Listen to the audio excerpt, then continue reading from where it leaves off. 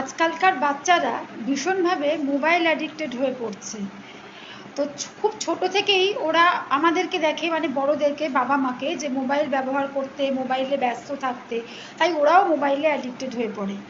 এবার আমি কিছু কথা বলবো কিভাবে বাচ্চাদের এই মোবাইল অ্যাডিকশান ছাড়ানো যায়। প্রথম কথা হচ্ছে, আমরা নিজেদের কাজের সুবিধার জন্য ওদের মোবাইল দিয়ে বসিয়ে দিই। এটা মোটেই করা যাবে না। বাচ্চাদেরকে তাদের পছন্দ মতো গল্পের বই, রং বেরঙের ছবির গল্পের বই কিনে দিয়ে পাশে নিয়ে এসে বসিয়ে বা শুয়ে সেগুলোকে পড়ে ওদের ইন্টারেস্ট আনাতে হবে, ছবি দেখাতে হবে, তবে ওদের সেই বইয়ের প্রতি ভালো লাগা জন্মাবে। আর বাড়িতে যদি খেলার জায়গা থাকে তাহলে তো অনেক কিছুই খেলা যায়, লুকোচুরি, ছোঁয়াছুঁয়ি, বাচ্চারা যেসব ভালোবাসে। আর তা যদি নাও থাকে তাহলে একটু 4-5 বছরের বাচ্চা হলেই সেই বাচ্চাকে পাশে নিয়ে বসিয়ে লুডো, ক্যারাম, দাবা, তাস এইগুলো বাবা মা নিজেরা সাথে খেলে, বা দাদু ঠাকুমা থাকলে তারা সাথে খেলে বাচ্চাদের সেই খেলার প্রতি ইন্টারেস্ট আনাতে হবে।